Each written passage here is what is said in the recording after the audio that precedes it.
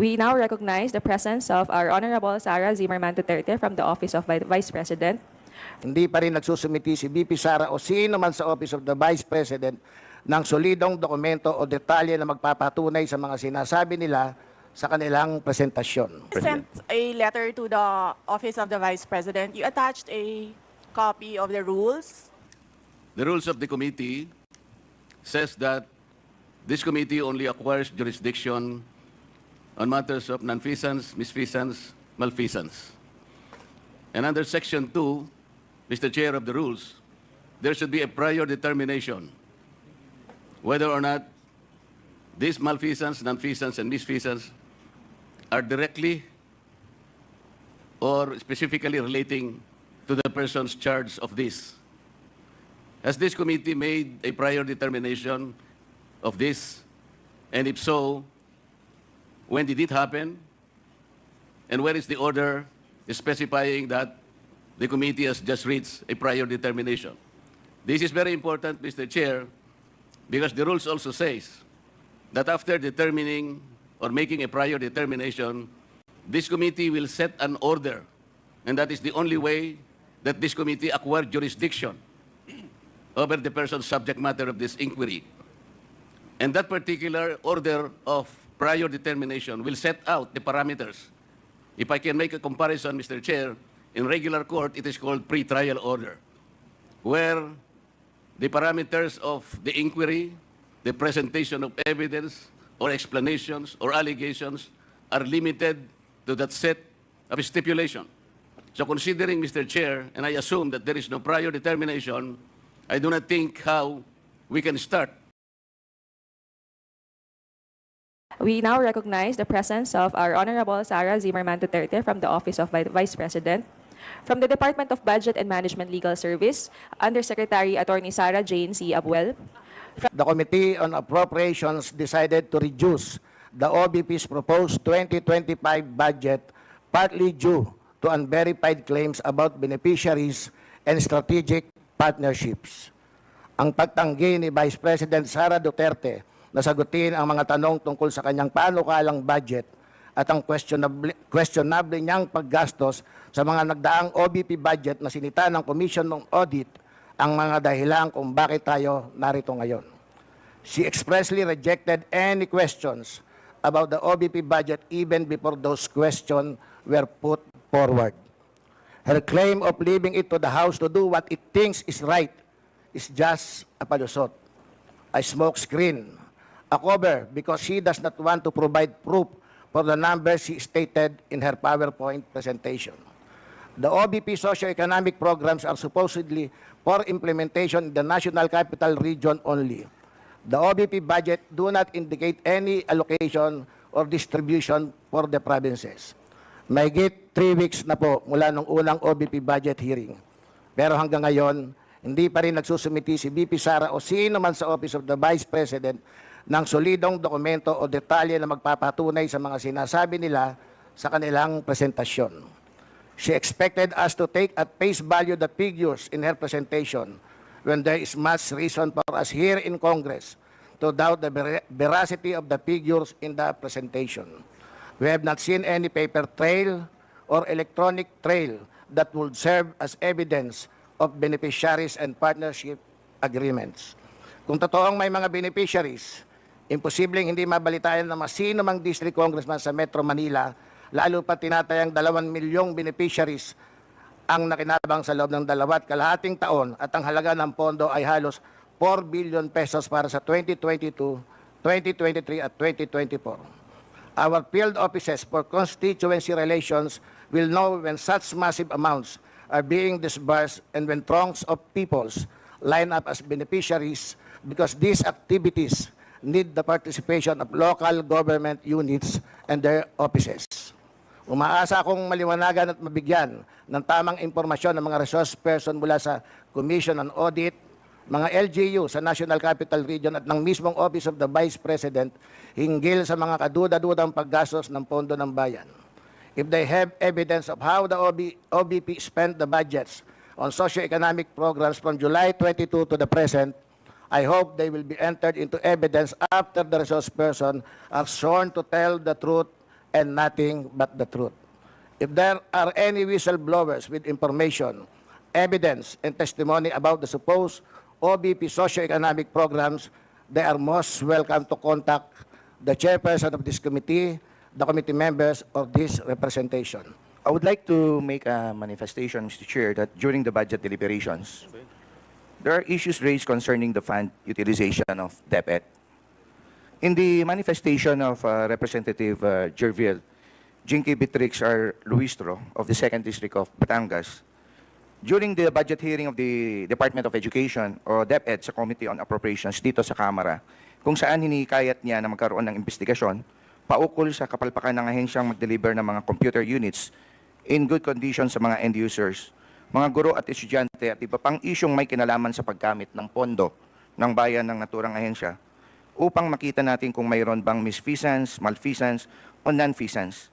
Sa madaling salita, Mr. Chair, I wish to manifest that this committee, the Committee on Good Government and Public Accountability, determine whether there is misfeasance, malfeasance, or non-feasance, at kung may mga paglabag ang mga kawani ng naturang ahensya sa kanilang mga tungkulin bilang mga kawani, Mr. Chair. Thank you, Your Honor. To all the resource persons invited, kindly stand up and raise your right hand, please. Representatives and resource persons from the Office of the Vice President, COA, and DBM po. Thank you, ma'am. Mr. Chair? Yes, the Honorable Yes, Vice when you President. sent a letter to the Office of the Vice President, you attached a copy of the rules Okay. in aid of legislation. Yes po. Yes, sir. Nakalagay po doon na witnesses lang po ang ino-oath. Sabi niyo po, ngayon sa amin, resource persons kami. Ang ano po, considered as resource person po. Ang ano po. Kayo po. Kaya nga po. Yes po. Lahat po ino-oath po. Yes. Apo. Nakalagay po sa rules ninyo, witnesses. Nakalagay po dito ngayon sa table, resource persons. Lahat po considered as resource person and witness. Lahat po naman kayo, lahat resource person pa eh. Wala pa naman po tayong tinatawag na, lahat po considered as resource person pa lang po. Right. Opo. Ang nasa rules ninyo, witnesses lang po ang nag-o-oath. Wala po kayong rules sa resource persons.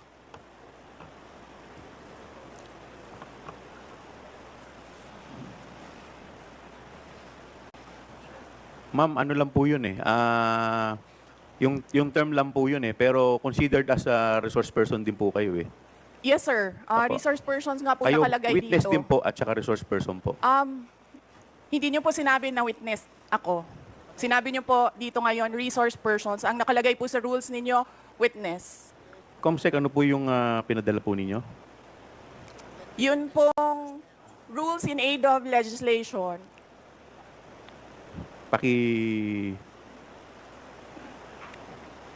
Mr. Chair, point of order.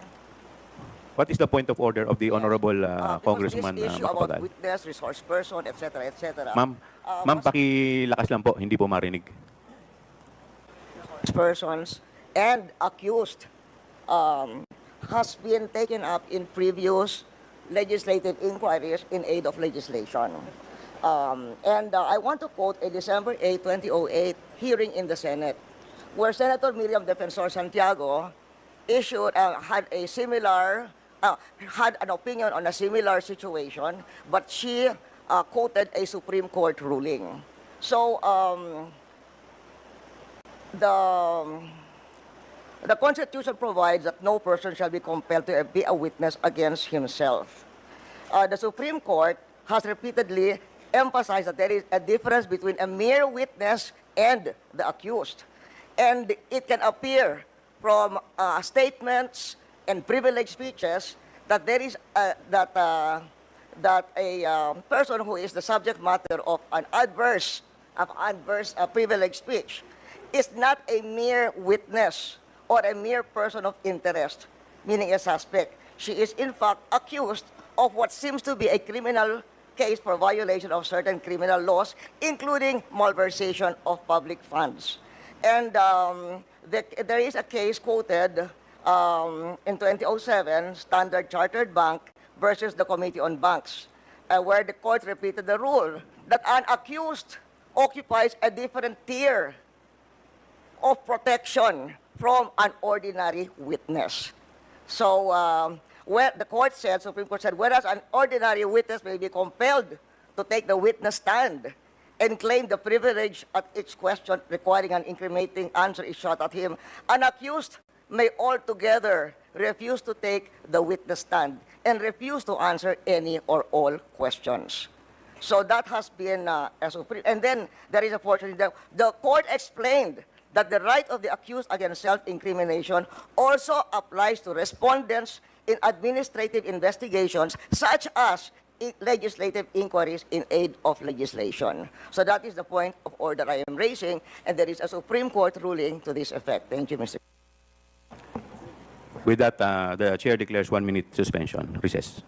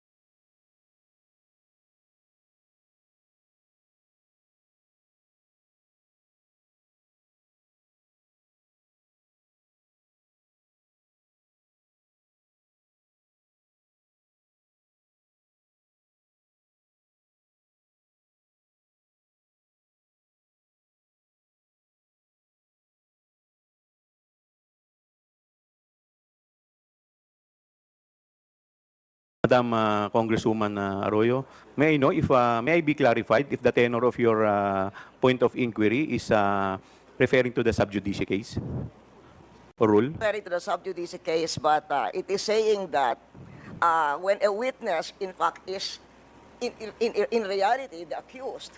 Ma'am, pakilakas po ng konti. Medyo hindi ko po... What he's saying is that if by the nature, for instance, of the privileged speech, if the witness is not a mere witness, but the person being asked is not a mere witness or a mere person of interest, he is in fact the accused of what seems to be a case including malversation of public funds. And the court repeated the rule that an accused occupies a different tier of protection from an ordinary witness. So from given what Miriam Defensor Santiago said and the Supreme Court ruling that she's quoting, we cannot we cannot just trivialize. Kasi you're just a witness. You're a witness. Pareho na rin yung witness resource person. They are not the same. The Supreme Court says they are not the same. And somebody who appears to be the accused has a different tier of protection from a witness. And in fact, can refuse to take the witness stand. Congressman Flores, you're recognized. Mr. Chair, this is an inquiry in aid of legislation, and no one is technically accused of any wrongdoing here, Mr. Chair. Mr. Chair, look at the speech. Ma'am, Look at the please, speech, Mr. Chair, ma'am, the privilege please wait to be Mr. recognized. Chair, first. may I request a Wait. 1 minute recess? 1 minute. 1 minute Thank recess you. declared by the Yes. chair.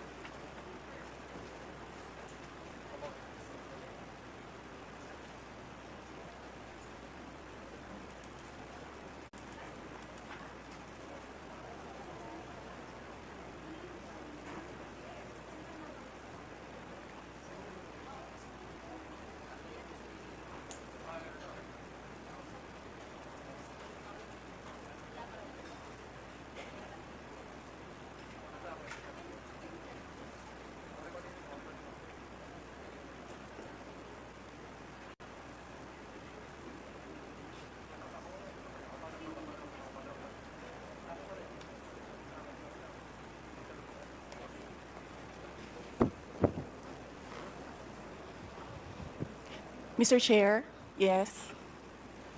Mr. Chair, Session resumes. Mr. Chair, may I speak? You will be given the opportunity later, Okay. Madam Vice President. In any event, the point of the Honorable Arroyo is well taken, but we will proceed to the oath taking. If the Vice President refuse to take her oath, we will respect that. In the meantime, Comsec, please proceed with the oath taking of the other witnesses. To all the other witnesses and/or resource persons, please stand up and raise your right hand, inviting the DBM, the COA, and other staff from the Office of the Vice President, Your Honor. Okay. Please your right hand. Do you solemnly swear that the statements you will give before this committee shall be the truth, the whole truth, and nothing but the truth, so help you God? I do. The oath has been administered, Your Honor. Mr. Chairman, Yes, Congressman Paduano. of course, you have already ruled with regards to the point of the order being raised by the former President and now Representative of Pampanga, Madam Gloria Macapagal Arroyo. But still, there is also a pending, supposedly a pending manifestation being made by the members of this committee with regards to the point of order that was raised. So I think, Mr. Chairman, we have to hear first, but of course you have already ruled, but we have to also to hear the manifestation of the members of this honorable committee. And in that case, you have already recognized the good Congressman Kit Flores. And I think it is just proper to recognize him once again. Thank you, Mr. Chairman. Thank you, Congressman Paduano. The Honorable Flores is recognized. Thank you, Mr. Chair, but I think the ruling was already made, Mr. Chair, and I will submit, Mr. Chair. Thank you, Congressman Paduano. We will now, let us also discuss the administrative matters. And then the Chief of Staff, Attorney Zulaika Lopez. A message, sir, or my statement regarding the point of order. Message? Mga kababayan, ladies and gentlemen, Assalamualaikum, Warakmatullahi wa Barakatuh. Madayaw, mayong adlaw, kaninyong tanan. Magandang araw sa inyo lahat. The officials of the Office of the Vice President, as well as each and every one of our satellite office leads, were in receipt of a letter from the chairman of the Committee on Good Government and Public Accountability dated September 13, 2024, requesting our presence or that of our duly authorized representatives in today's initial deliberation with preliminary determination on privilege speech number 379. In view of the said letter, I am appearing before you today not only as the head of office, but more importantly, as the duly authorized representative of all officials of the OVP. Simply because we have not done anything wrong. There is no misuse of funds. If there are audit findings, we shall gladly respond to them before the Commission on Audit. And if there are legitimate cases to be filed, then we shall gladly respond to them before the appropriate courts. In relation to this, may I just say that I take notice of the opening speeches and nasabi doon, there is a determination of misfeasance, nonfeasance, and malfeasance. And those are cases that should properly be taken in the courts of law. What we are witnessing now is no ordinary legislative inquiry. This exercise is a well-funded and coordinated political attack. This much is evident from the very words of the privileged speech that prompted this inquiry. A speech that simply meant to say, do not vote for Sara on 2028. It is clear to me that this inquiry is not about misused funds, accountability, or governance. Instead, it is solely aimed at discrediting my name and my office to prevent future political contests. I have publicly stated my reasons as to why I've chosen not to defend the OVP's budget proposal for 2025. I have narrated the issues I encountered in previous years, which can easily be confirmed by looking at the NEP, the GAB, and the GAA. for fiscal years 2023 and 2024. Further, I have even shared the drama that transpired last year regarding the confidential funds. Hence, just as we have done last year, we again leave the 2025 OVP budget to the pleasure of Congressman Martin Romualdez. I am not asking for any special treatment, nor am I asking you to uphold any tradition. There is no disrespect. All I am saying is that you have the complete freedom to do whatever you wish with the OVP budget. If you feel that all the documentary submissions are not enough, then by all means, huwag kayo magbigay ng budget. Sa totoo lang, hindi naman ang budget ang punteriya ninyo dahil napakadali naman magtanggal ng budget. What you are trying to do is make a case for impeachment. Hindi naman ako kakandidato sa nalalapit na eleksyon. Hindi ako namumulitika. Ang ginagawa ko lamang ay ang pagtupad sa aking oath of office at campaign platforms na trabaho, edukasyon, at mapayapang pamumuhay. Sinabi ko na noon at ilang beses ko nang inulit na hindi ako ang problema ng bayan na ito. Ang totoong problema ng bayan ay kagutuman, kahirapan, illegal na droga, kriminalidad, terorismo, hindi na sapat na healthcare, kalidad ng edukasyon, kawalan ng plano ng infrastruktura para sa disasters, at marami pang iba. So, you may try to destroy me, you can skin me alive, and throw my ashes to the wind. But let it be known, you will find me unbowed.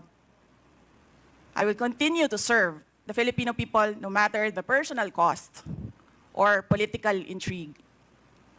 Having said that, I will not allow myself to be subjected to an inquiry based on an empty privilege speech, just so you can attack me and do indirectly what you failed to do directly during the budget hearings. I therefore request this committee to terminate this inquiry for its clear lack of any proposed legislation or substantive matter for discussion. Shukran. The committee cannot rule on that because the committee already took cognizance of this privilege speech. Anyway, we will now proceed. Next, Chair. we will recognize the Mr. representative from COA, Mr. Chair, Congressman Marcoleta. may I please raise a parliamentary inquiry?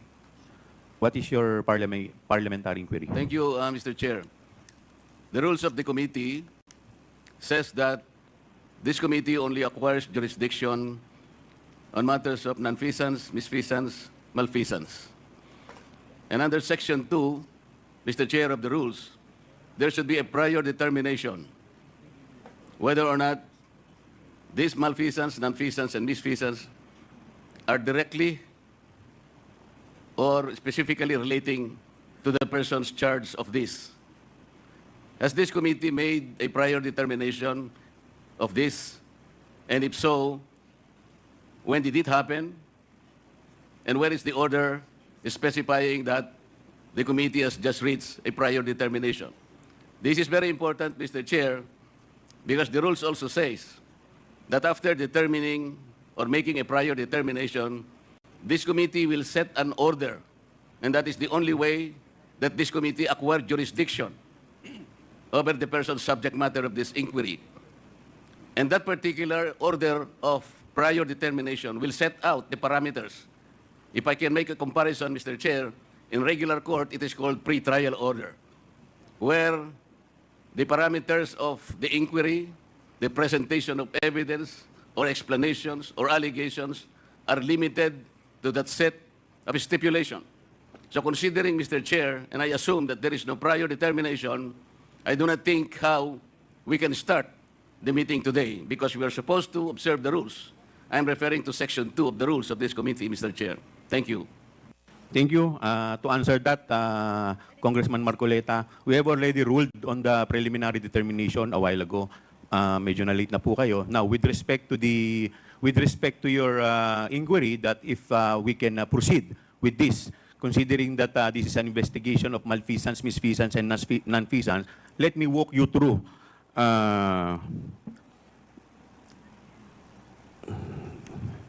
Let me walk you through the definition of a good government and public accountability.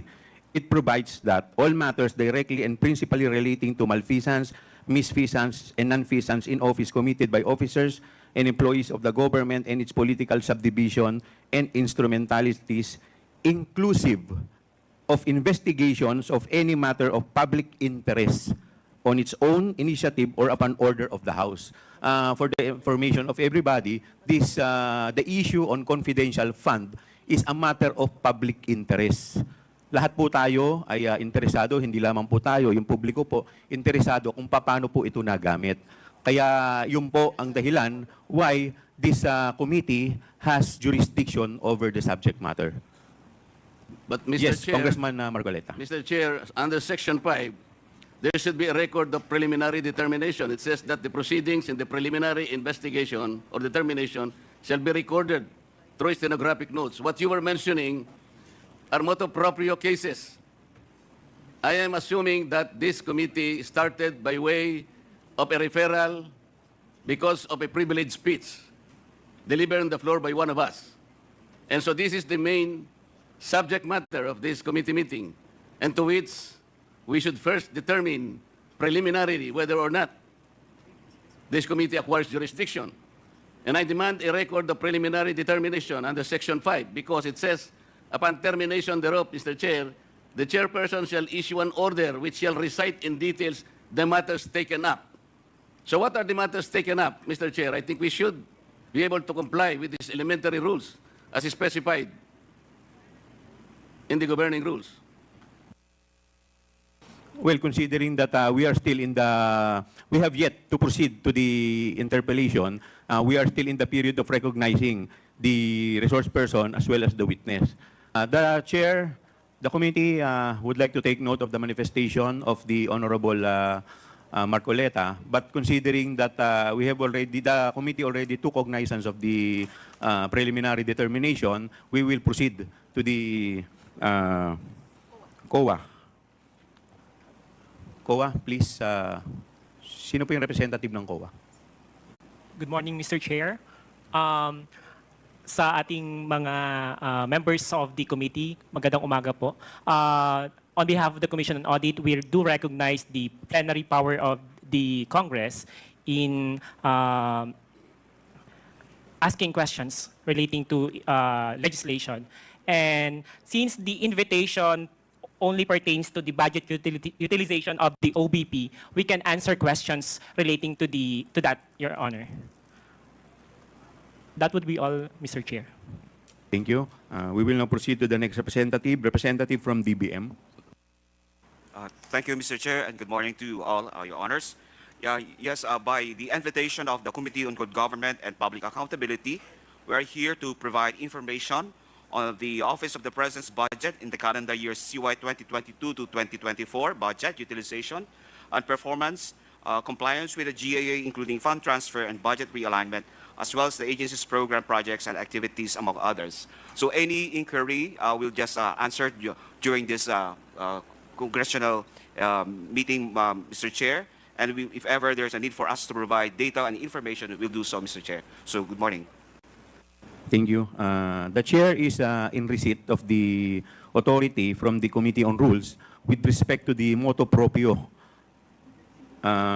inquiry on the manifestation of Representative Jinky Luistro during the budget hearing of the Department of Education in the Committee on Appropriation on September 10, 2024. But we will proceed with the preliminary determination later. In the meantime, we will proceed to the interpellation with respect to the privileged speech of Congressman Valeriano. Before we proceed, we will set rules. We will set rule certain rules or parameters. We will limit the interpellator to 5 minutes. Hindi po kasama yung sagot. And then, pwede po paki-silent po ang inyong mga telepono, turn off nyo po or silent mode. And please observe proper decorum para hindi po tayo maging magulo at maging maayos lamang po. At lahat po yung mga gustong mag-interpolate, lapit lang po dito sa COMSEC at magpalista. Ang magiging sistema po natin, mauuna pong minority, and then the majority, minority, majority. Now, we will first recognize representative from the minority, the Honorable Franz Castro. Thank you, Mr. Chair. Nagpapasalamat po ako sa committee na ito po, na pinamumunuan po ninyo dahil in-schedule agad natin yung naging privilege speech ni Representative Valeriano. Alam niyo po, una po sa lahat, ginigiit natin dito na ang tradisyon ay tradisyon. Pero una sa lahat, kung ang tradisyon ay bumabangga sa interes ng mga mamayan, sa interes ng publiko, at accountability ng mga public officials, at saka pagiging transparent ng lahat ng ating mga ginagawa, lalong-lalo na po sa kaperahan o lalong-lalo po sa budget or whatever na pinagkatiwala po ng taong bayan sa atin, ay kailangan po yun yung nauuna. Kaya nagpapasalamat po ako na dahil ito po yung magsiset noong mga pwede nating magawa sa rules, mabago sa rules, pwede nating in aid of legislation, lalong-lalo na pinag-uusapan natin ang confidential funds and intelligence funds or confidential funds dito sa Office of the Vice President. At ito ay inaasahan ko na magsiset sa katapusan nitong hearing na ito, yung magsiset talaga na kung dapat o hindi dapat mabigyan ng confidential funds ang ating mga national government agency. At kung meron man, depende kung ano po yung magiging resulta ng inquiry na ito, ay mapahigpit natin, yung kung meron man, kung magde-decide later on na may confidential funds pa rin, magde-decide pa rin na magiging mahigpit, yung paggamit ng confidential funds. Okay, so dahil hindi naman po nag-oath yung Vice President, Mr. Chair, ang akin na lang mga tanong ay tatanong ko na lang po sa DBM at saka sa COA. Okay, so inaasahan natin na magsasabi kayo ng totoo. So yung first question ko po sa DBM, yung pong, by the way, I manifest second round kung matatapos ko na yung 5 minutes, Mr. Chair. Sige po. Yes. Okay. So, nung 2022 po na budget ng Office of the Vice President sa DBM, Mr. Chair, meron po ba ditong nakalagay na line item for confidential funds? Please address the chair Mr. when Chair, answering. Mr. Chair. Sorry, Mr. Chair. Yeah. Sa DBM po, please, you are... Yusek Toledo, you are recognized. Yeah, Mr. Chair, yes, there is no line item for confidential fund, but there is a program that item under that program po na ginagamit po yung confidential fund po. I'm not satisfied with the answer. Ang tinatanong ko lang po, meron bang line item doon sa budget ng Office of the President na confidential fund? Meron po bang line item po? Yes or no? There is no, Madam Chair, Yes. Mr. Chair. Okay. How about noong 2023 budget of the Office of the Vice President? Is there a line on about confidential funds? There is, Mr. Chair, there is a line item for Magkano po, Mr. Chair, yung confidential funds of the Office of the Vice President for 2023?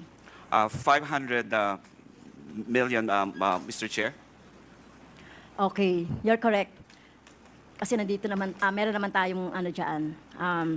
Okay, so kung i-compare natin, Mr. Chair, yung Office of the Vice President budget, GAA 2022 and GAA 2023, So makikita natin agad-agad yung difference, no, na yung confidential funds sa Office of the Vice President noong 2022 ay wala, pero sa Office of the Vice President sa 2023 ay meron.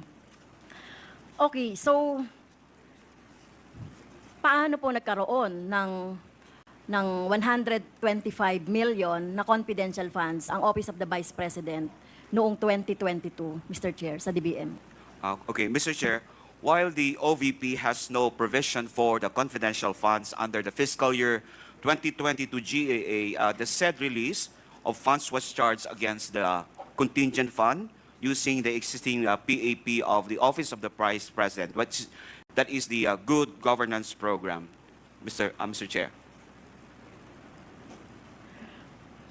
Well, ano po yung ibig sabihin ng good governance program po?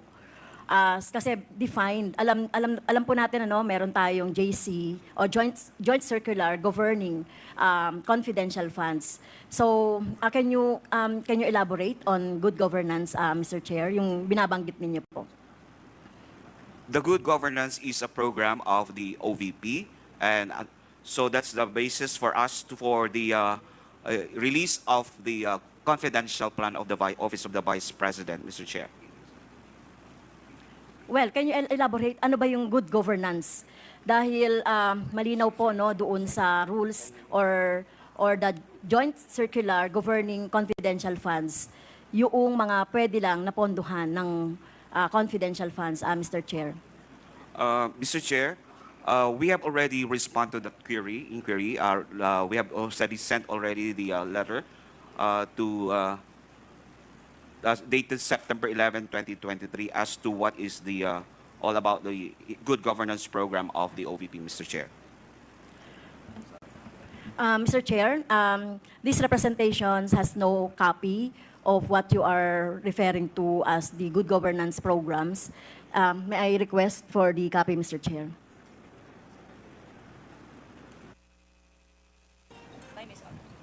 Please take note of the manifestation of Congressman Castro Comsec. Would you like to respond, Comsec? Your Honor, as to the part of the committee secretariat, we have not received a document from the Department of Budget Management. We have sent an invitation on September 13. We are not in receipt of a position paper or any document dated September 11, Your Honor. It might be a different committee. Okay, but just the same, yes, I may respond to the inquiry as far as what is all about the good governance program, particularly the good governance engagement and social services projects. This is in consideration of the urgency of the safe implementation of various projects and activities of the Office of the Vice President across its satellite offices for the last, the conduct of its official engagement and functional representation in international and local events, the implementation of various projects and activities relevant to national security and peace and order, and implementation of the same with proper security and safety protocols for the benefit of the institution, Mr. Chair. Thank you, Mr. Chair. Ma'am, you only have 1 minute. 1 minute. Please wrap up your... Okay. So did the Office of the Vice President in 2022 ask for a budget for confidential funds for the DBM? Your Honor, Mr. Chair, for 2022, there is no request for the confidential in the budget, but we have, as mentioned, they have request for the chargeable. We have request for 2022, but that was charged to the contingent fund. There was so may request po ba o wala? Doon sa proposed budget for 2022, wala po. Pero saan po kinuha yung 125? Sinasabi nyo kanina, Mr. Chair, ay doon sa contingent fund. So, hindi po ba kapag merong request for a lump sum o merong ibibigay or pagkukuhanan yung lump sum, dapat may request? Okay. So, yes, Mr. Chair. So during the implementation of the fiscal year 2022 budget, there was a request coming from the Office of the Vice President to release an additional requirement for the fiscal year 2022 budget. Basically, hindi lang po yung confidential plan, but also for some PS and MOE requirements. Now, this was... Pinag-usapan lang natin yung confidential Okay. funds. So, Mr. Mr. Chair, Chair. yes, there was a request coming from the Office of the Vice President during the implementation of the budget in that year. So that's why in... So, Mr. Chair, may I cut you on that with due respect.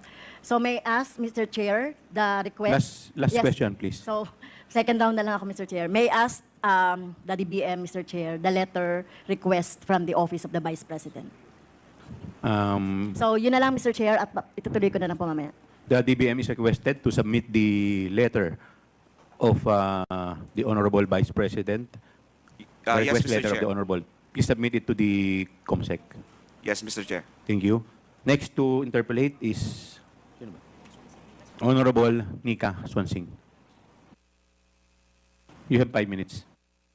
Thank you very much, Mr. Chair. Mr. Chair, I was just hoping to take this opportunity because COA, the right team from COA is already here. So if I may request the COMSEC, Mr. Chair, and the permission of the Honorable Chairman to pull up some slides on the screen. Mr. Yes, Chair. please. Mr. Chair, these were the same slides that I presented to the Committee on Appropriations during the deliberation on the budget of the Office of the Vice President 2 weeks ago. For those who were not there in the meeting, a very quick summary, Mr. Chair, in the interest of time.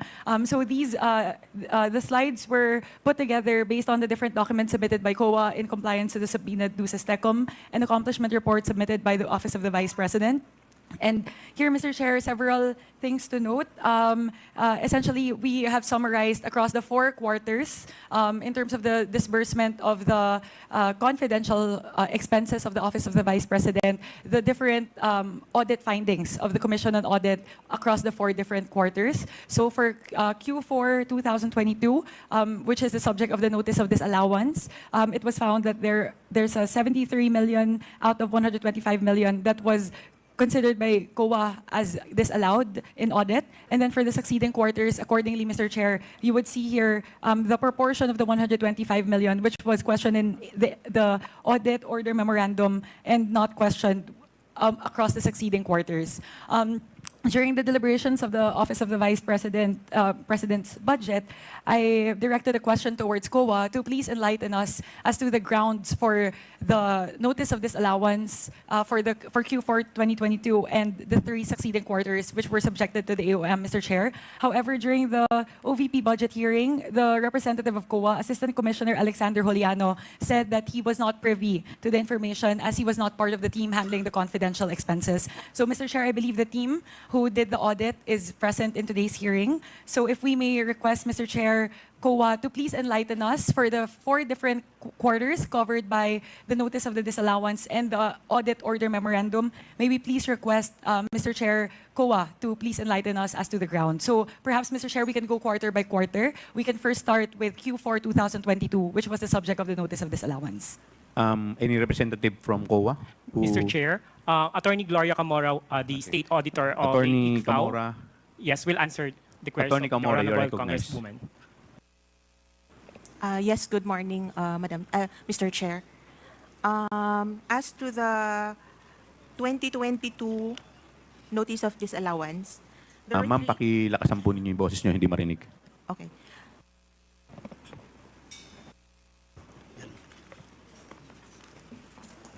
There were 3 items that are part of the notice of disallowance. The first one is on the non-submission of documents on the payment of rewards.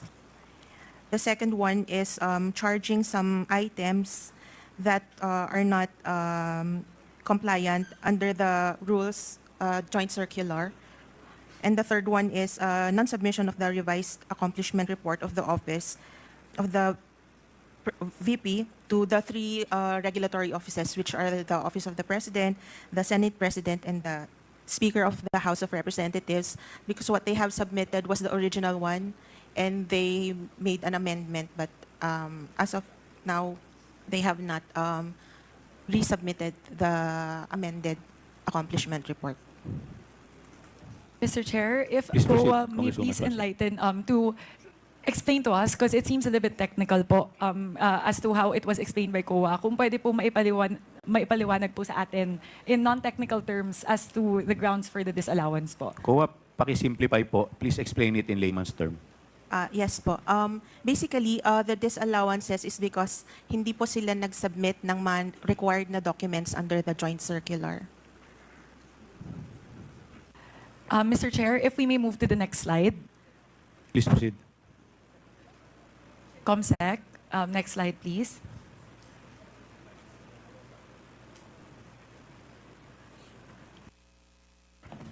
Here, Mr. Chair, shows a breakdown of the different expense items listed in the accomplishment report for Q4 2022 and the 3 succeeding quarters, which were the subject of the AOMs. Mr. Chair, I would like to again throw the question to COA.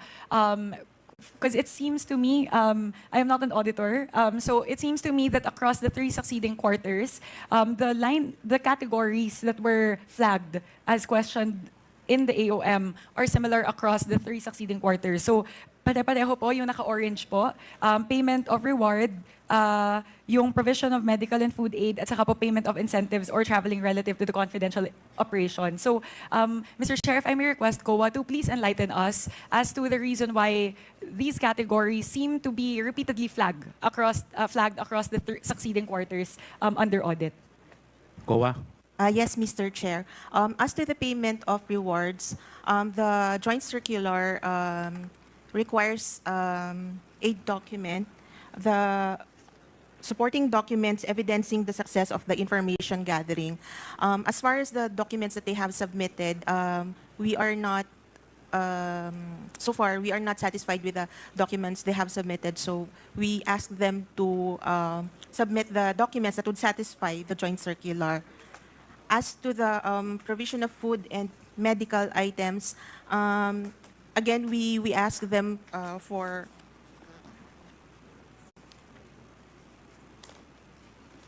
an explanation since by themselves, food and medical aid appears to not fall under the expenses allowed by the joint circular.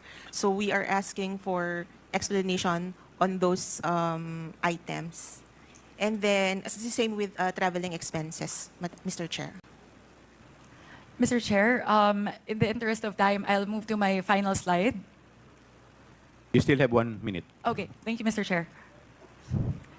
Clarificatory question sa Mr. Chair kasi at least nandito na ba yung team sa COA. Last slide, please, ComSec.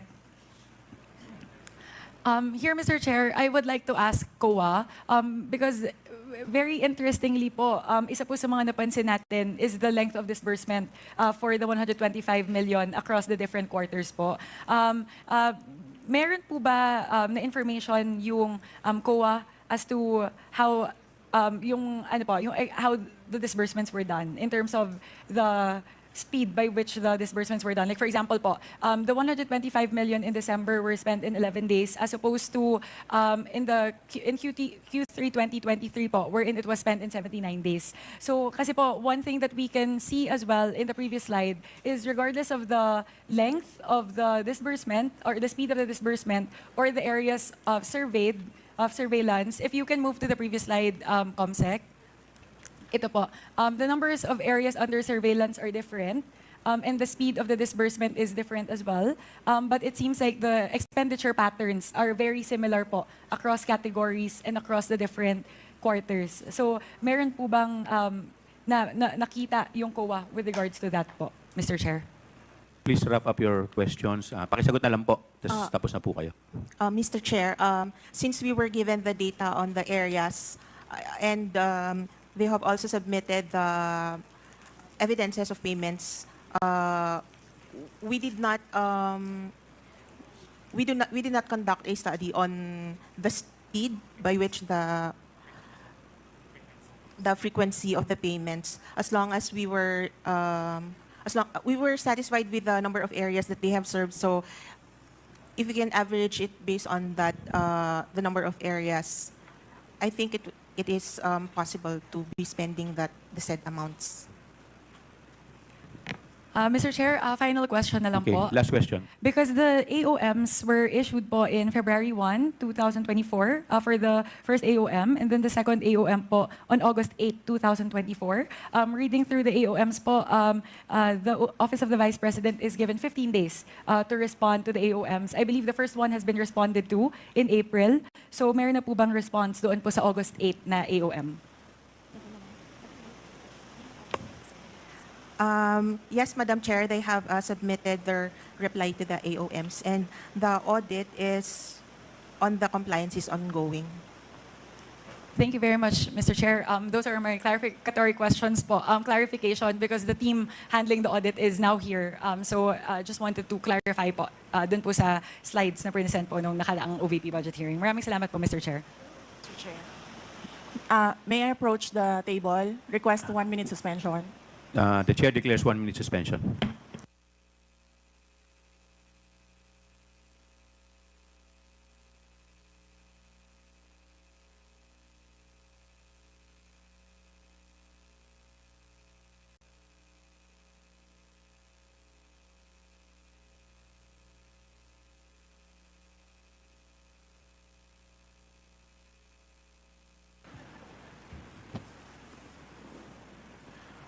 Session resumes. Mr. Chair, may I The request... Honorable Vice President is recognized. Thank you. May I request to leave the inquiry? Ma'am, pwede naman po, considering na hindi naman din po kayo naka-oath and alam naman po namin, marami rin po kayong ginagawa. The Vice President is excused. Thank you. Thank you po, Thank you, ma'am. everyone. Good morning. 1 minute suspension is declared by the chair.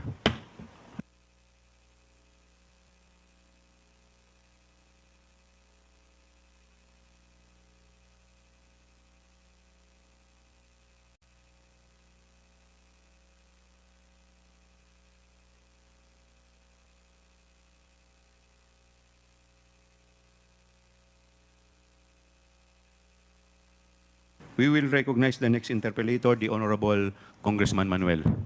Thank you, Mr. Chair. Good morning po sa lahat. Well, before I proceed sa questions ko, Mr. Chair, gusto ko munang i-manifest na sobrang disappointed po tayo. Actually, kasabay ng hearing na ito sa Committee on Good Government ay ang plenary debate sa budget for 2025. Mr. Chair, tayo and of course yung mga colleagues natin, we took the time for this committee at inimbitahan ng Office of the Vice President. Pero yun nga po, nalaman natin na hindi po nag-take ng oath at ayun, bago po tayo makapagtanong para din po sana marinig ng nakaupong Vice Presidente, umalis na rin po, Mr. Chair. And actually, when I recalled yung mga ibang pwedeng precedents din natin, Mr. Chair, while nabanggit po na merong right, no? Yung, or may option ang mga public officials na hindi po mag-oath pero hindi naman po all the time na ganun yung ginagawa. Even yung mga former presidents nga po, Mr. Chair, like former President Ramos, former President Estrada, former President Noynoy Aquino, ay dumalo nung inibitahan din sila sa mga legislative inquiry at nag-take po sila ng oath, Mr. Chair. And I'm also wondering, Mr. Chair, kung meron din po bang dumalo, maliban po sa sitting Vice President, other personnel po from the OVP na nandito, meron po ba, Mr. Chair? Wala po. Pero di ba, Mr. Chair, I believe we sent invitations hindi lang sa sitting Vice President, pero maging sa iba pang mga nagtitake ng major function sa OVP. So, Mr. Chair, we have afforded several opportunities for the OVP actually, hindi lang sa ating formal budget hearings, pero maging sa Committee on Good Government, Mr. Chair. So, I think again, we can let the Filipino people judge, no, kung ano ba talaga ang performance ng mga niluklok nating mga opisyal sa pamahalaan. So ang tatanungin ko na lang, Mr. Chair, ay ang COA. Sa COA ko pwede... Interjection, Mr. Chair. Yes, the Honorable Franz Castro. Yes, so since the Vice President did not take the oath, no? And I think wala naman siyang sasabihin kung tatanungin natin. So buti na lang na umalis na siya. Well, next meeting, Mr. Chair, pwede ba nating imbitahin from the Office of the Vice President dahil sila yung mga pumirma, no, doon sa mga liquidation. Miss Gina Acosta, Special Disbursing Officer from the Office of the Vice President. Miss Julieta Villadel Rey, the chief accountant of the office of the vice president to give us light, no, doon sa mga na-disburse na naobliga nila at saka yung mga receipt na ipinasa nila sa COA. Can we do that, Mr. Chair? This is a motion, Mr. Chair. Yes po. There is a motion by the Honorable Franz Castro to invite the following resource persons. Number 1, Gina Acosta of the Office of the Vice President and Julieta Villa del Rey, the Chief Accountant of the Office of the Vice President. Mr. Chair? Is there... Mr. Chair, point of clarification lang. So that before we rule on the motion. Okay, before we rule, what is the point of Honorable Rog? Mr. Chair, may we know from just so that we know how to decide on the motion if we will agree with it or to object. Mr. Chair, my understanding, I understand there were 2 names mentioned, but yung isa po, si Ms. Gina Acosta, may we know from the COMSEC if she was already invited? COMSEC? Yes, thank you, Your Honor. No, she was not invited. We were not informed that she was a special disbursing officer, Your Honor. So she is also not in the website, Your Honor. Of the So OVP. those 2 names were not invited yet? Yes, Your Honor, not Okay. invited. Ms. Gina F. Acosta, the special disbursing officer, and Ms. Julieta Villa del Rey, the chief accountant of the Office of the Vice President. Thank you then, Mr. Chair. In that case, I will join the motion of the Honorable Castro. Thank you, Mr. Chair. Is there any second to the motion? Mr. Chairman, Is there any objection? Mr. Chairman, Yes, Congressman before Paduano. the chairman rules with regards to the motion being made by the Honorable Franz Castro, let me ask the chairman, since we invited to the motion of the Honorable Castro, a certain Miss Acosta and Villa del Rey, Julieta, Mr. Chairman, can we ask if, kasi po, if we invite those resource persons or witnesses, no, resource persons or witnesses, they should be, we should have a basis for them to be invited. Now, as far as I know, during the appropriations budget deliberation with regards to the budget of the Office of the Vice President, the name of the 2 officials from the OBP was mentioned. But I hope, Mr. Chairman, there's a record with regards to what really transpired during the budget deliberation of the appropriations. And with that, Mr. Chairman, let me also ask for the Committee on Appropriations to submit in this committee just purposes of record and to justify the motion being made by the Honorable Franz Castro for them to submit through the Appropriations Committee, through the Chair, Chairman Saldico, the excerpts and the documents submitted to the committee with regards to the justification for the presence of the 2 officials of the OBP in the next hearing, Mr. Chairman. Thank you, Mr. Chairman. Noted. We will inform the COMSEC to please take note of the manifestation of the Honorable Paduano. In the meantime, we will rule on the motion of the Honorable Franz Castro. Is there any objection? Hearing none, the motion is carried. May I proceed, Mr. Chair? The Honorable Raul Manuel, hindi po minus yung inyong oras. You still have... Sige, you still have 4 minutes. Okay, thank Please you. proceed. Thank you, Mr. Chair. Mr. Chair, nabanggit po kanina na hindi qualified sa paggamit ng confidential funds ng Office of the Vice President for 2022 ang medical and food aid. Can we confirm this from the Commission on Audit? As of yung AOM po namin, since COA. medical... COA, please wait to be recognized by the Chair. Attorney Camora, you are recognized. And please address your answer to the Chair. Mr. Chair, since as of the review of the documents, we have deemed them not qualified as confidential expenses since they just indicated food and medical supplies as is. Mr. Chair, how much po yung amount na dineclare ng OVP na pinagamitan di umano ng medical and food aid? Mr. Chair, anong period po? For 2022, yung confidential funds. For 2022, it was 35 million for supplies. For medical and for food medical aid. and supplies, Mr. Chair, 40. 40 million pesos. Sa pagtingin natin, Mr. Chair, bagamat syempre gusto natin na makatulong ang ating mga ahensya ng gobyerno, mapagbuti yung pag-provide ng mga services, pero tingin natin, Mr. Chair, ay questionable nga kung kukunin sa confidential funds ang pag-provide ng medical and food aid. Lalo na't supposedly nga transparent, magkano talaga yung nagagastos para dyan, tapos sa bawat beneficiary din, magkano yung worth ng kanilang nakukuha, ilan din yung beneficiaries. Ibig sabihin, Mr. Chair, delikado kapag yung ganitong mga tipo ng serbisyo ay ang magiging source natin ay confidential funds. Sa experience po ba, Mr. Chair, ng Commission on Audit, meron din ba dating mga agencies ng pamahalaan na nag-declare na gumamit sila ng confidential funds para sa medical and food aid? COA, please answer. Mr. Chair, we have not come across, or kung meron man, Mr. Chair, it has not been under my audit po. May iba po kasing auditors. May ibang... Pakilakasan po yung inyong boses. May ibang auditors po. So, hindi lang po kami. Opo. So, I am not aware if may mga ibang agencies po na nagde-declare ng medical and food supplies. Okay, so Mr. Chair, ibig sabihin hindi standard practice na ang pantulong sa ating mga kababayan ay kinukuha siya mula sa confidential funds. Tama po ba, Mr. Chair? COA, please answer. Tama po, Mr. Chair, pero I would like to point out po sa joint circular that supplies, materials are actually allowed, except that you have to identify them as used in confidential activities like surveillance activities. Yun lang po, Mr. Chair.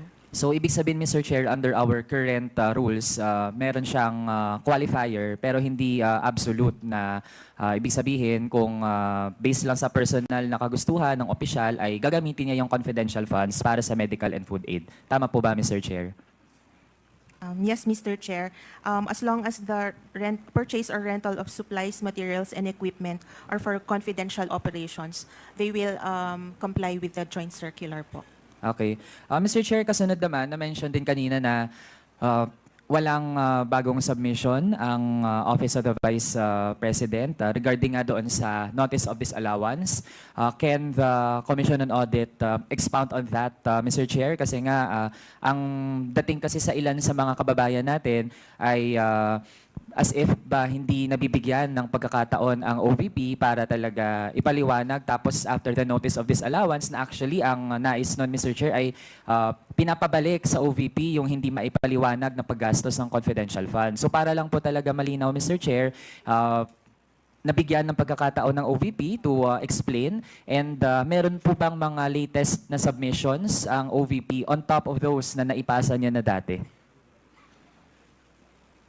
Mr. Chair, if it pertains to the 2022 confidential fund, Yes, Mr. Chair. wala pa pong, actually hindi na po sila required mag-reply sa amin since it's already a notice of disallowance. The remedy na po is either settlement or appeal the notice of disallowance po. Okay. So, Mr. Chair, ibig sabihin, para po maunawaan ng ating mga kababayan, may pinapabalik na confidential funds na ginamit ng Office of the Vice President noong 2022. Ang options ay ibalik yon or umapela. And kung strong naman po yung appeal at ibig sabihin ay kakayaning ma-justify, edi pwedeng hindi pabalikin. Tama po ba, Mr. Chair? Tama po, depende po sa decision ng Commission proper, Mr. Chair. Okay. So kung doon sa second option, Mr. Chair, na umapela, meron bang mga pinasa na mga dokumento ang Office of the Vice President para po formally sila na makapag-appeal para hindi sila require na ibalik yung confidential funds na na-flag? Meron po bang naipasa, Mr. Chair? Wala po kaming information, Mr. Chair, kung nakapag-file po sila ng appeal nila. It's with the Commission proper na po, so hindi na po sa ICFAO yun fina-file, Mr. So, Chair. Mr. Chair, do we have a representative from the Commission on Audit mismo? Labas pa dun sa ICFAO. Meron po ba dito, Mr. Chair? So we can get the response from them, Mr. Chair. We have here the representative from government audit sector, Mr. Fahad bin Tomawis. Could you respond to the query of the Honorable Manuel? Good morning, Mr. Chair. Please be informed that I'm not in the position to answer the question because I'm the audit team leader of the regular audit of the OBP. For the confidential fund, it is part of the ICFAO, and for the appeal, it is part of the commission proper of the Commission on Audit. So it must be addressed to the commission proper of the Commission on Audit. Mr. Chair, so meron po ba? May Taga-commission I ask proper. the COMSEC if she invited the representative of ano yun? OWA? Mr. Chair. Mr. Chair, there's an office that monitors the filing of an appeal, which is the Commission Secretariat Office. So, on the question on whether there's an appeal that has been filed by the OVP, we will validate on that. Mr. Chair, Please do so. Yes. Yes, since Congressman Manuel.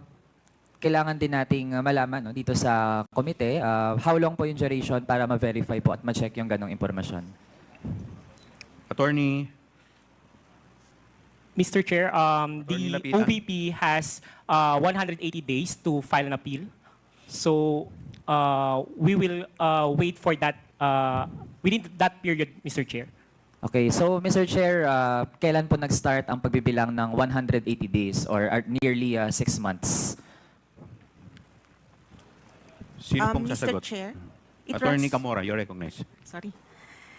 Mr. Chair, it runs from the receipt of the OVP of the ND, which is per our record, it was on August 9, 2024. Okay, so ibig sabihin, Mr. Chair, aabangan natin ang magiging aksyon. Nonetheless, Mr. Chair, Please wrap up your Yes, question. Mr. Chair, thank you.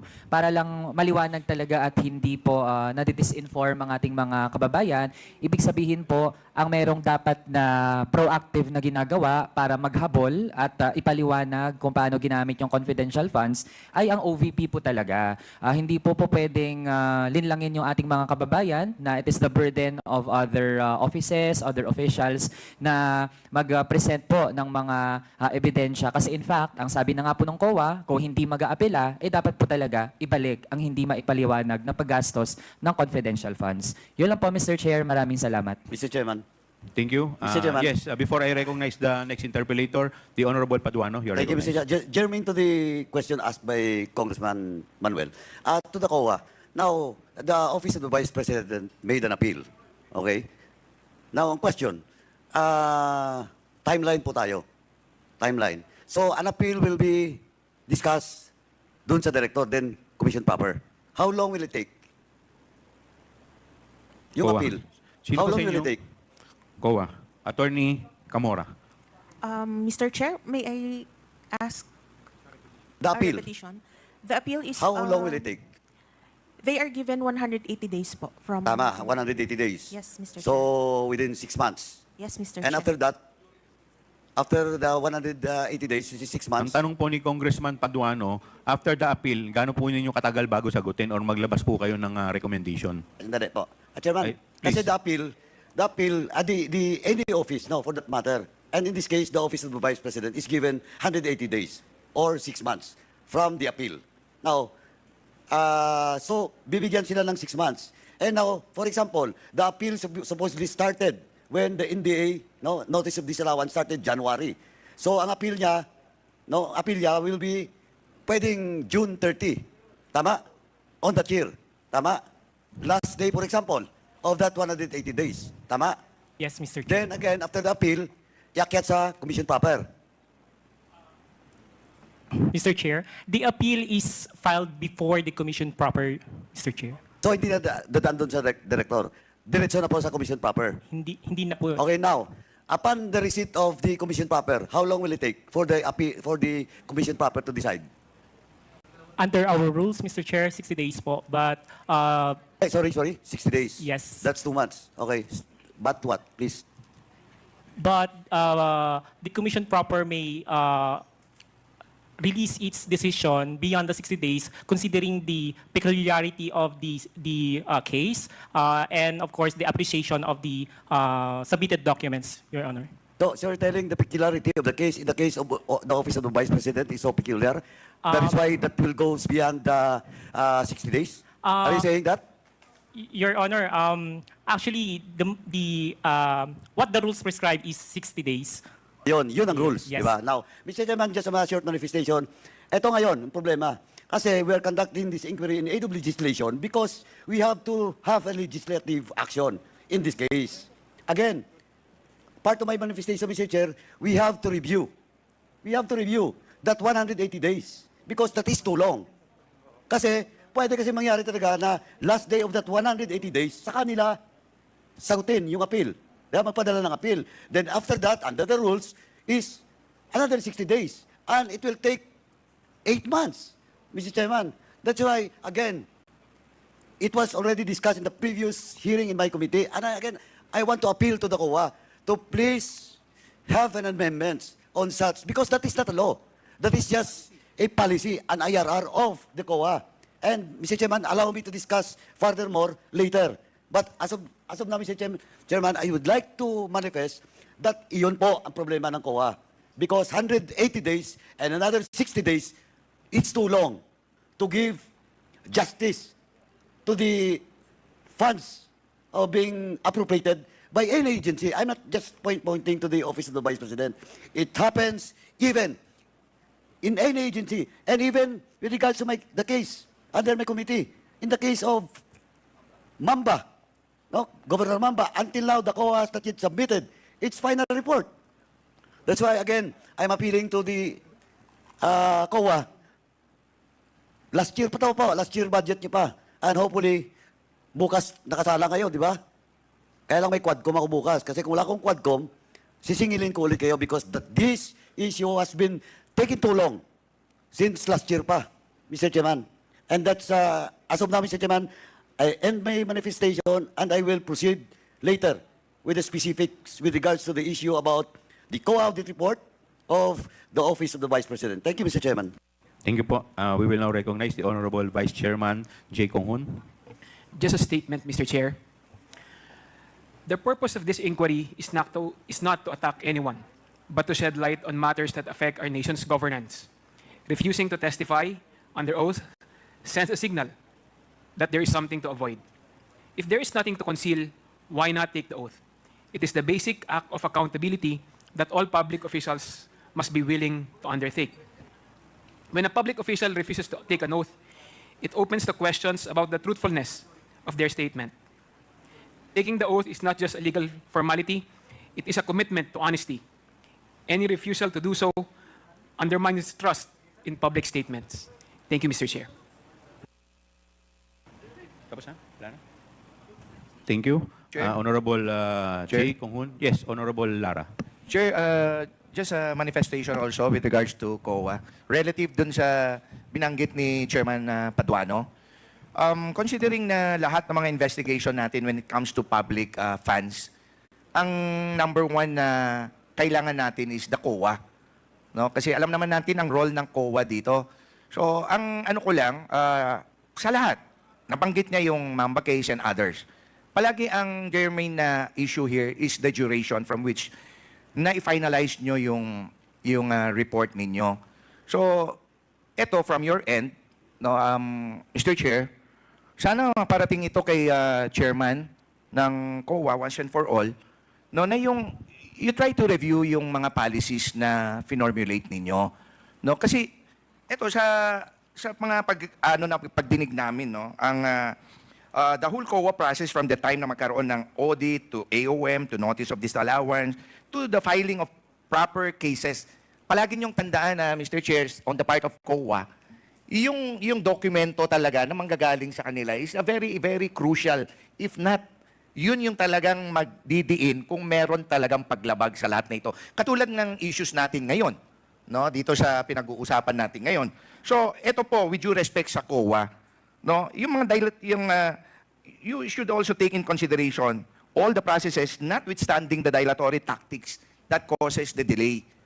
No, kasi katulad nito, 180 days, bibigyan nyo from which to appeal. Baka meron ulit ito, isasubmit ulit, no, na nag-i-issue ng o mag-sisik ng another extension of time na pinagbibigyan ninyo. So, ito, just to manifest, Mr. Chair, if it would be formulated and legislated, itong mga ganitong mga bagay in terms of duration, kasi alam naman natin ang purpose, number one purpose ng lahat ng pagdinig natin dito sa Kongreso is in aid of legislation, no? Para hindi na maulit ito, kung pwede, mapaiksian natin, no, itong mga duration, in terms of duration, no, should be reviewed. Halos lahat ng cases involving government funds, kailangan ang final COA report for filing appropriate charges. And with due respect sa COA, Mr. Chair, tingin tuloy ng ating mga kababayan na kayo ang cause of delay ng pagpa-file ng mga proper charge. If not, no, in some cases, in cahoots tuloy ang tingin na nila sa inyo, which is not also fair, no, sa COA. No, pwede natin gawin, total, ang tagal nyo naman na ginagawa itong prosesong ito, Mr. Chair, ng COA. From your end, sana, kayo na mag-propose sa amin, no, kung paano natin mapabilis ang mga proseso natin. Kasi katulad nung binabanggit ni Chairman Paduano kanina, it's only a policy formulated din coming from the COA, Mr. Chair. So, ito, ang appeal ko lang, Mr. Chair, para lahat ito, para hindi nila ma-misinterpret na katulad nito, trabaho lang ginagawa natin, tapos baka iba ang in-insinuate ng iba na nagpopolitika tayo dito. Ang ano ko lang, kung ma-shorten lahat ito or magawa ng policy talaga when it comes to COA, no, nang mapabilis lahat itong mga proseso natin. So, yun lang, Mr. Chair, just to manifest. Thank you. The next to interpolate is the Honorable Paul Ortega. Maraming salamat po, Mr. Chair. Short manifestation lang po. Marami pa rin po tayong tanong. Parang back to the future po yung nangyari sa atin, Mr. Chair. Doon po sa budget briefings nga before. But still, we will pursue our question, sir. Pero since hindi nga po nag-oath si ating Vice President and she left early, malamang hindi rin po siya sasagot ng mga tanong, Mr. Chair. And ipe-pursue pa rin natin yung mga katanungan natin, Mr. Chair. That's why I will ask nga po for the support of this committee. Magsasubmit po ako ng mga tanong na nais ko pong tanungin sa Office of the Vice President saka yung mga iba't ibang ahensya po na nandito. At isasubmit ko po sa komite at aabangan po natin kung anong written na answers po ang ibibigay nila sa ating komite. Kasi may mga tanong po na galing naman po sa aming respectable districts. Hindi naman po namin alam kung paano namin sasagutin ng direkta yung mga tagalugar namin. Marahil po, pati yung mga ibang nagtanong po dito, may mga tanong din po pag umuwi sila sa kanilang districts on how the confidential funds and how the other funds were used. At kung bakit po iniiwasan yung mga tanong at kalahati po ng statement nga po kanina is puro naman po sa pamumulitika sa susunod po na eleksyon. Total, yung mga tanong naman po is previous years at hanggang sa 2024, Mr. Chair. So, I will submit to this honorable committee yung mga tanong po na gusto po nating masagot ng Office of the Vice President, ng COA at saka ng DBM, Mr. Chair. Maraming salamat po. Thank you. The next to interpolate, the Chair recognizes the Honorable Ramon Gutierrez. Thank you, Mr. Chair. Actually, Mr. Chair, most of yung katanungan po natin, we were hoping to direct to the OVP. And we were expecting that this is no longer a budget hearing. At the very least, yung mga USEC and ASEC that were requested to be here would be around. But given na wala po sila at wala rin po tayong may tanong sa OVP, siguro initial questions lang po sa COA. But I will be reserving most of my questions for probably the next hearing kapag nandito na po yung appropriate representatives. Yes, please proceed. Thank you. Mr. Chair, may tanong lang po una ko sa 500 million na confidential funds ng OVP for fiscal year 2023 po, no? Noong 2022, nag-request po ng OVP ng 500 million para sa confidential funds for GAA 2023. Is this correct po? May we ask any representative of the COA? Of the DBM pala po, mas appropriate siguro. Sorry. Mr. Chair. Yusek Toledo. Mr. Chair. For 2023, there was a request for confidential fund for 500 million pesos, Mr. Chair. And the 500 million that was requested by the OVP was approved by the DBM and was consequently also approved by the House and the Senate. Is that correct, Mr. Chair? Yes, Mr. Chair. It was approved by the Congress, yes. Mr. Chair, would the good USEC be aware po kung ano po yung justification that was propounded by the OVP to the DBM for the request of 500 million?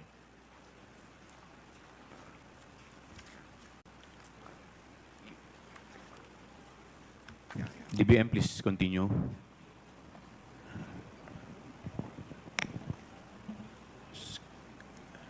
Kong Rog, kanino po ninyo ina-address yung Sa question? DBM rin po. Yes. Yusek I Toledo, believe po, please. Mr. Chair, the justification of any budget proposed for the President's budget, yung NEP po, ay dumadaan sa DBM. So I think they would have they would be in the proper position to answer this. Thank you, Mr. Chair. Yeah, Mr. Chair. Basically, the proposed contingent, rather confidential fund for 2020 is the same as they used for 2022 that was approved through the release of the contingent fund, which is basically for the good governance engagement and social services projects of the Office of the Vice President, which I related earlier as far as where to use that. Basically for the safe implementation of various projects, activities of the Office of the Vice President across its satellite offices. Okay, so also the conduct of its official engagements and functional representation in the international and local events. Also the implementation of various projects and activities relevant to national security and peace and order, and implementation of the same with proper security and safety protocols for the benefit of the institution, Mr. Chair. Thank you, Mr. Chair. And I would agree that those would be activities precisely within the purview of the use of confidential funds. And I believe that if that was the justification given to the DBM, it would be understandable po na ito po yung talagang i-approve nila. However, Mr. Chair, in hindsight, in retrospect, which is 2020, there were actually signs already na there was confusion as to the proper use of these funds. If I recall, there's an article actually in which a certain attorney, Munsayak, in 2022, mentioned in justifying the program of the OVP. And actually, this is something that I was supposed to ask the OVP. Pero dahil wala po sila, I will just relay what I have read. And hopefully, they can just confirm it at a later time. Ang sabi po nila, sa ilalim ng good governance program ng OVP, kasama po dapat sa confidential funds usage yung libreng sakay, pagbabag o campaign, OVP food trucks, livelihood programs like Magnegosyo Taday, which should be noted is the precise program that is suffering from 0.4% utilization rate, no? And medical assistance and burial assistance. Mr. Chair, I would like to ask the DBM, had they known, if kung ito po yung magiging justification for CIF request for 500 million, would in his opinion, would this have been allowed by the Secretary of the DBM? Was this within the purview of the use of confidential funds, Mr. Chair? Yusek Toledo, please answer.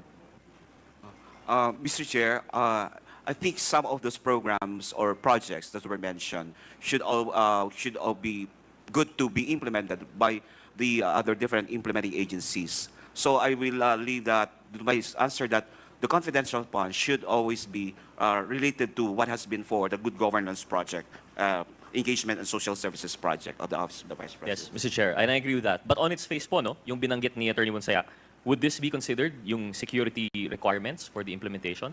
Kasi po, very general lamang po ang sinabi niya eh.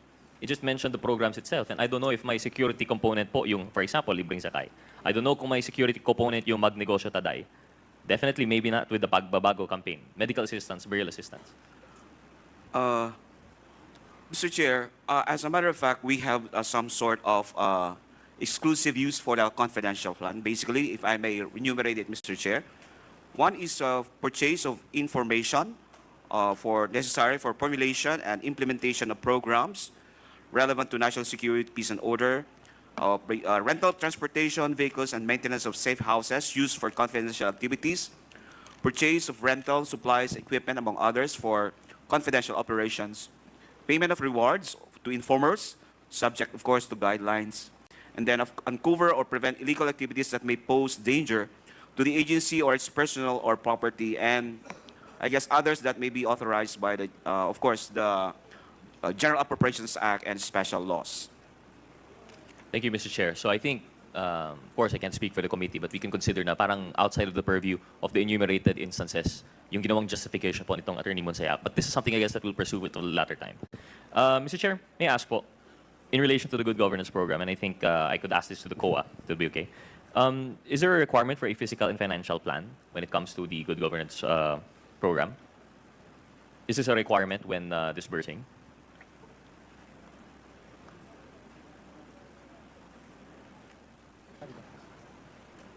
Who will answer po sa COA? Mr. Chair, good morning. Please identify yourself. I'm Fahadin, or the audit team leader of the OBP.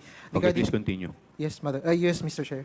For the question relative to the work and financial plan, I think I do not have the knowledge if it is required, but then based on our regulation, it is not part of the regulatory or documentary requirements for the disbursement.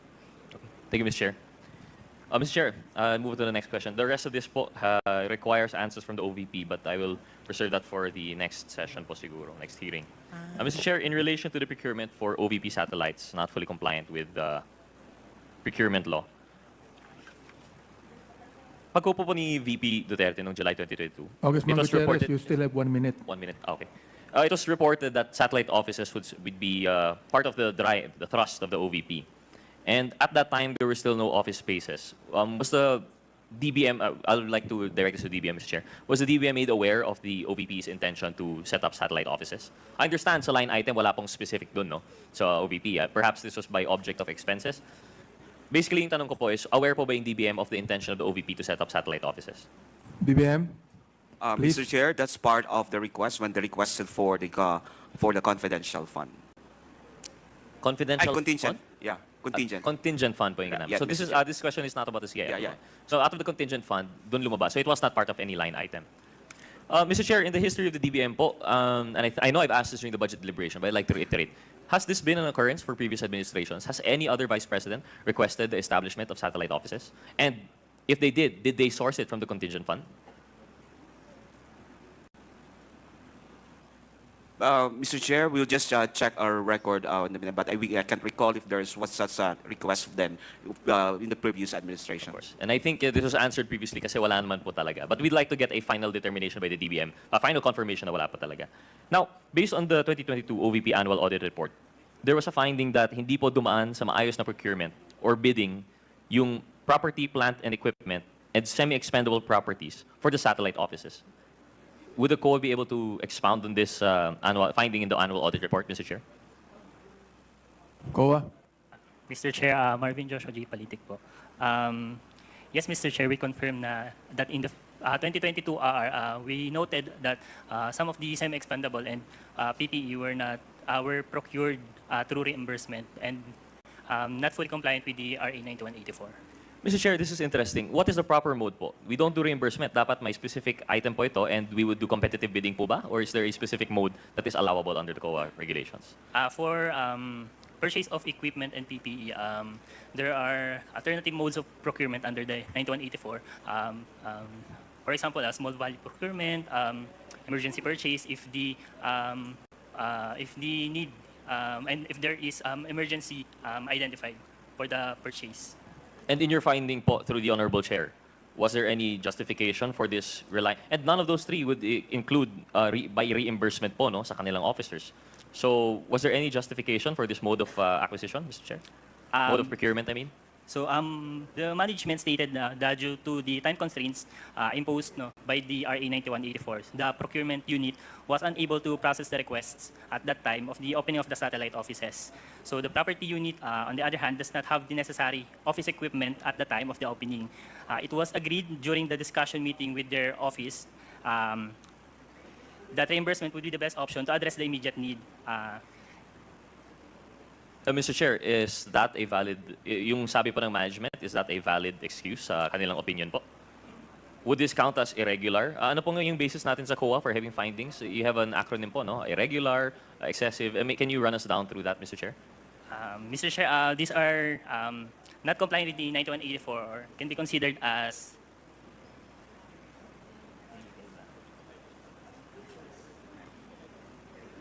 irregular. So irregular po siya. But sorry, to enlighten us lang po, ano po yung basis po natin? I remember it was mentioned during the budget hearing. I forgot lang yung shortcut ninyo. You have irregular, unconscionable. Can you give us, I think it was 5? Yes, Mr. Chair, can I answer? Yes, through the Honorable Chair, please. Yes, Mr. Chair, we have illegal expenditure, irregular, unnecessary, extravagant, unconscionable, and excessive.